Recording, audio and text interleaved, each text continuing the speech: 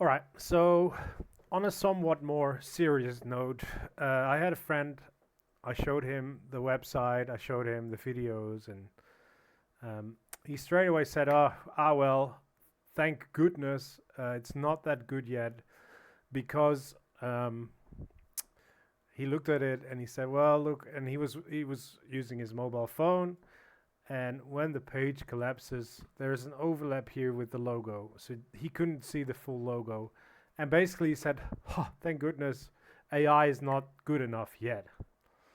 And I think this is an important there's an important part to this. This is like a really small minor problem. And the issue is mainly that I have not told AI at all what this background looks like. It doesn't even know it says Benchy Wars in that image. It's only looked at my code. It hasn't looked at any of that. It doesn't have a feedback loop to show it doesn't see the page. Yeah, so I think this is really important. The AI cursor in this situation, it does not have a feedback loop of what the website is currently looking like. It doesn't know that there is a banner here at the top. This image that I have as a background was created by ChatGPT, a completely different AI, and I've just given it Benchy Wars dash background dot JPEG. It doesn't know what it says there. And so my friend, he said, oh, well, thank goodness. And I don't blame him, but his first reaction was, thank goodness, because the logo is not nicely fitting on the page. So today, what I've done is I've taken the logo out of the background and put it in as a separate logo file. And I've basically told AI, hey, look, here's a new logo, and put it above the buttons here. So, and that's the whole thing, really. What are we now at this stage? What am I right now at this stage? I'm not a developer. They have all these terms for prompt engineering. I'm not a prompt engineer. It's a stupid term. I'm just telling it literally with the microphone, telling it what I want. I'm just a human. That's what I am. This game is a game for humans. I am the human feedback loop that AI does not yet have. It's not a human. And I think little things like this, it doesn't even need a human, it just needs a feedback loop. So it needs to have a visual of the web page. And I'm sure that this will come very soon. Another conversation I had with my nephew, he is an actual game developer. He said, well, I'm relieved that you had so much trouble with the dolphin and that it didn't work out in the episode 2. So I don't know if you have seen episode 2, but there is a dolphin that pops out of the water every now and then. There it is. You saw it on the side. And I called it the wonky dolphin. I spoke to him via WhatsApp, and he said, hey, well, I'm happy watching your video that AI had such trouble with getting the dolphin right. And this is what I want to show you. This is my Benchy as it is. That's just nicely set to the X's and all that sort of stuff. But my dolphin is sitting right here like this. Like really, really crap. If I rotate it, it's even outside my like. So this is the dolphin. That is what I put in to the AI to work with. This is what it has to work with. It's too big. It's not centered around the middle there. It's ugly, and that's what I said last time. So I gave AI such a terrible position to start from. From my honest perspective, what I can see that AI is doing here is astonishing compared to what I as a human can do, and me as a not Java oriented programmer. I can't make a viewer like this. That's I don't know where to start. I would have to read, and it would take me months to. Maybe it gives comfort to think that it's not capable of doing everything yet, but it will, and it will probably very soon. So the best thing that we can do, I'm sorry this is so serious, but the best thing we can do is embrace it and use it, and see it as an opportunity to really go crazy making stuff, like doing what we love doing, make stuff, without boundaries. Anything you can think of, you could basically make it now.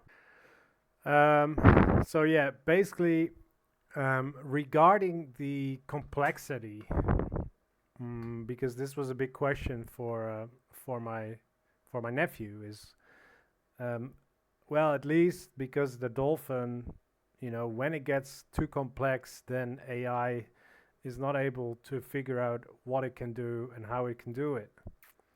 So what I want to show you is, in the episode 2, the last episode, I had only one folder with assets, so the 3D files, and some audio that I haven't used yet, and basically a background, a landing page, and the actual game. And the game.html file, if I open that, it's a whopping, where is it? 2616 lines. What I've tried over the past days is to break this giant file into smaller chunks. Now, I wasn't able to do it because AI was struggling with it. However, to take this really long file and chop it up in little blocks, it could not do it. It would delete the whole game, it would make a mess, it would not work. I tried to do it in little chunks. I knew that if I keep going and building on this one file that is really long, I can't continue on. And that's what I was struggling with the last time in episode 2, because basically Cursor was already saying, hey, your file is too long. And I couldn't manually break it up in chunks. I don't know how to do that. So I was trying that with the Claude 3 model, 3.5, I think it is, 3.5, and I couldn't do it. So what I decided to do is pay my $20 for Cursor a month, but instead of using Claude 3.5, I used Gemini 2.5 Pro, and within 5 minutes, it had broken down the very long, complex HTML file.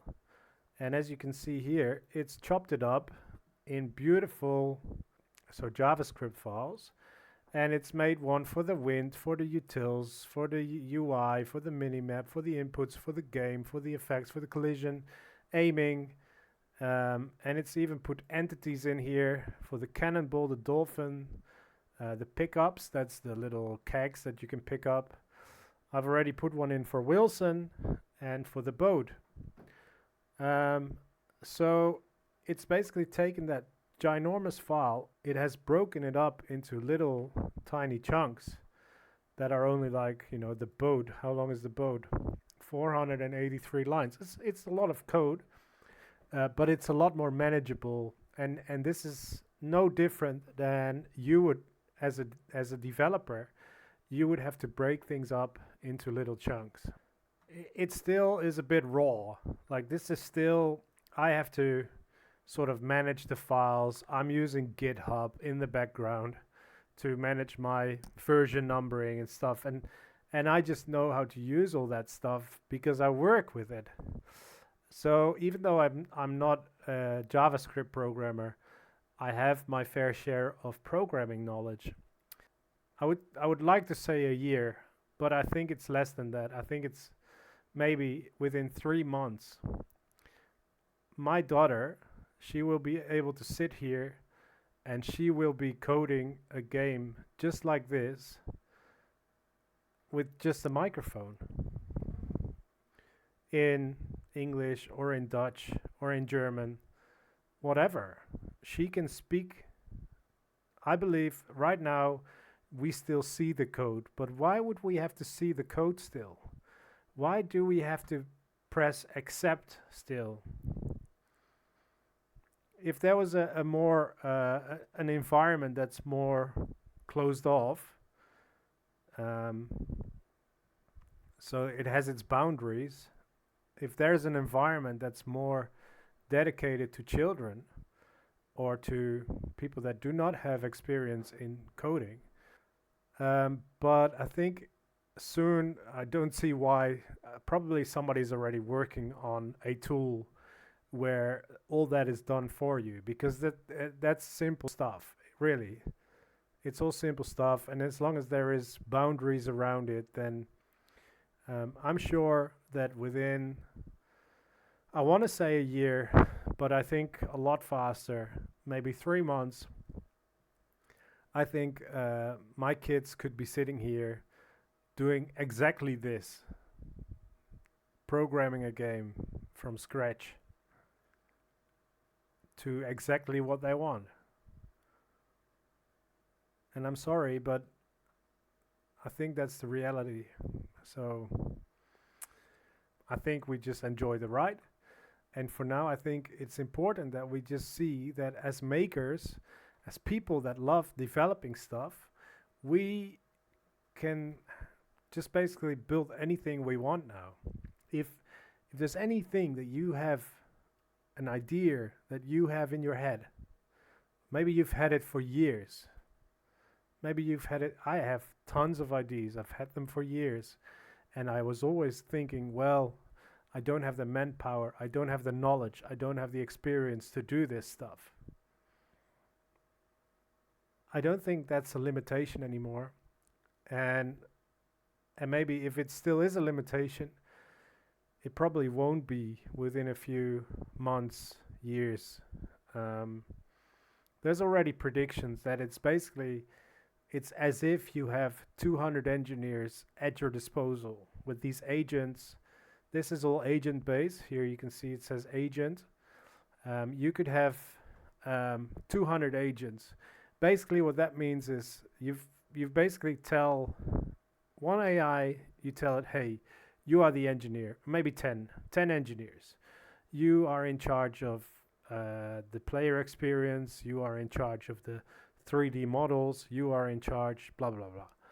Then you've got a group of testers. They are in charge of testing the game or testing the software or testing whatever you're building. It's all virtually testing. And even with mechanical engineering, I believe that those AIs can test things in a simulated 3D environment that is right the same as our world. And so within a few years' time, as an engineer, what you will be doing is you will be telling 200 or maybe even more um, agents to do things. You come up with an idea and you tell them, make this for me. And that's, I'm doing that right now, but it's only one agent. And sometimes I have 3 screens open and I let them all work on different projects. But they could be working on the same project, just as our engineers all work on the same projects using GitHub. And so it's exciting.